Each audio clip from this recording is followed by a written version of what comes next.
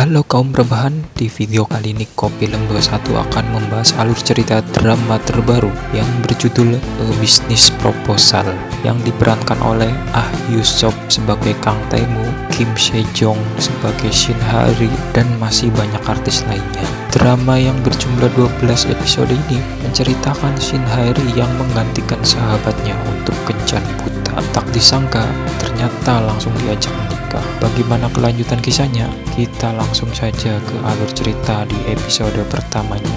Check it out.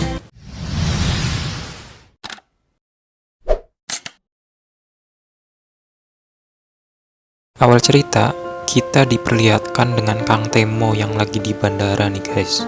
Di sini, para wanita pada terpesona dengannya, namun Kang Tae-moo malah bersikap dingin dan tak peduli. Kang Tae-moo adalah calon pimpinan baru di perusahaan makanan yang bernama GoFood. Dia juga mempunyai sifat gila kerja. Dia tidak menyukai orang yang bekerja dengan curang. Dia juga ahli dalam berbagai hal. Namun, kekurangannya hanya satu, yaitu masalah percintaan. Berpindah ke Shin Ha-ri, dia adalah orang yang ceria, bekerja keras, dan setia kawan. Dia bekerja di perusahaan makanan sebagai peneliti, yang dimana Kang Tae-moo adalah calon atasannya. Biasanya, setelah pulang kerja, dia juga selalu membantu usaha dari orang tuanya yang memiliki usaha ayam geprek. Saat waktu pelantikan tiba, Kang Tae-moo malah tidak hadir. Dia malah menyuruh sekretarisnya yang bernama Cha Sung-hon untuk menggantikannya. Kang Tae-moo berpikir, acara seperti ini tidaklah penting. Dia juga menyuruh untuk bertemu ketika ada hal bisnis saja. Kang Tae-moo sendiri di sini di awal menjabat sebagai pimpinan, dia langsung memecat karyawan yang bernama Park karena dia berbuat curang pada perusahaannya itu. Saat Kang Tae-moo pulang ke rumah, ia dikagetkan dengan kakeknya yang menunggu. Kakeknya adalah direktur utama di perusahaan itu. Kakeknya di sini meminta agar Kang Tae-moo menikah. Namun, Kang Tae-moo menolaknya. Kakeknya malah mengira bahwa dia dengan sekretarisnya adalah pasangan sesama itulah. Kang Tae-moo ternyata hanya ingin fokus kerja. Dia juga tidak mempunyai pacar. Kakeknya malah sudah menyiapkan kencan buta untuk cucunya itu, yang sudah menyiapkan 20 wanita elit yang lajang.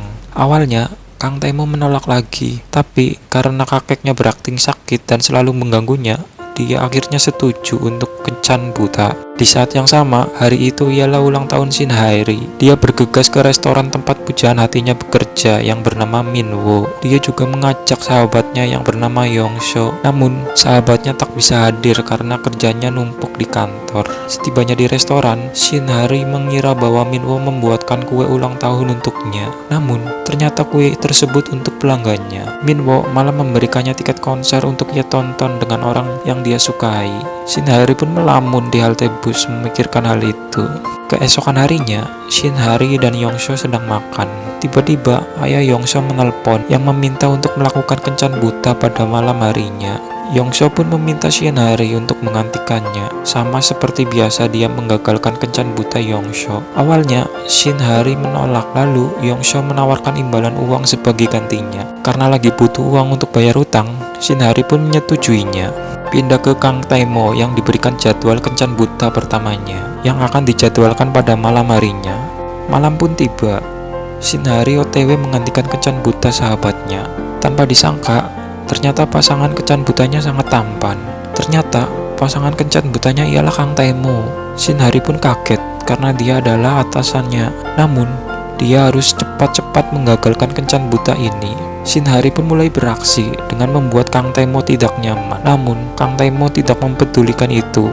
Dia malah suka wanita yang jujur, tidak munafik. Akhirnya, jurus maut Shin Ha-ri dikeluarkan. Dia mengajak Kang Tae-moo memesan kamar dengan harapan Kang Tae-moo tidak menyukai wanita seperti itu. Tapi, tanpa disangka malah pesan kamar beneran. Shin Ha-ri pun panik. Untungnya ada mama muda yang melabrak Shin Ha-ri yang mengira bahwa suaminya berselingkuh dengannya. Shin Ha-ri pun menjelaskan bahwa itu bukan dirinya. Namun, mama muda itu tidak percaya semudah itu. Di sini, untungnya Kang Tae-moo menolong Shin Ha-ri dan membawanya keluar. Namun, ternyata mama muda itu masih mengejarnya. Saat pulang, Kang Tae-moo ditelepon kakeknya dan menanyakan kencan butanya. Kang Tae-moo pun mengatakan bahwa ia akan menikahinya. Sontak kakeknya dan sekretarisnya kaget mendengar hal itu. Setelah merasa berhasil menggagalkan kencan butanya, Shinhari dan Yongsoo merayakannya dengan berkaraoke dan minum es teh. Selang beberapa saat, Yongsoo ditelepon ayahnya yang mengatakan Kang Tae-mo akan menikahinya. Setelah ditelepon, ekspresi Yongsoo yang awalnya gembira malah jadi murung dan mengatakan apa yang dilakukan Shinhari saat kencan butanya. Saat kembali ke rumah, Shinhari merenung. Di waktu yang sama, Yongsoo menelpon Shinhari. Ternyata ia sedang bersembunyi di hotel untuk menenangkan diri. Mereka pun berbincang bagaimana menyelesaikan masalah ini. Esok harinya, Shinhari yang masuk kerja bergegas ke lift. Tanpa diduga, di dalamnya ada Kang Tae-mo. Karena takut ketahuan, sampai di lantai 7 Shinhari langsung kabur. Tapi ternyata kartu pegawainya jatuh. Kemudian, dia dipanggil Kang Tae-mo. Shinhari malah berjalan mundur untuk mengambil kartu pegawainya. Dan setelah itu ia langsung berlari kabur. Nah, sementara itu Yongsoo yang ada di minimarket ia bertemu pertama kalinya dengan Cha Sung-hoon. Dan ketika itu kunci mobil dan dompetnya tertinggal. Ketika ia mau balik lagi mengambilnya, tiba-tiba mereka berdua bertabrakan. Yongsoo langsung terpesona pada pandangan pertama. Dia merasa telah menemukan cinta sejatinya, tapi dia belum sempat meminta nomor HP-nya dan berharap berjumpa lagi dengan Cha Sung-hoon. Setelah itu, Yongsoo meminta Shinhari lagi untuk melakukan kencan buta dengan Kang Tae-mo. Awalnya dia menolak, tapi Yongsoo yang memohon dengan tulus. Akhirnya Shinhari pun setuju. Malam harinya, Shinhari bertemu lagi dengan Kang Tae-mo. Lalu dia mengatakan bahwa dia tak mau diajak menikah.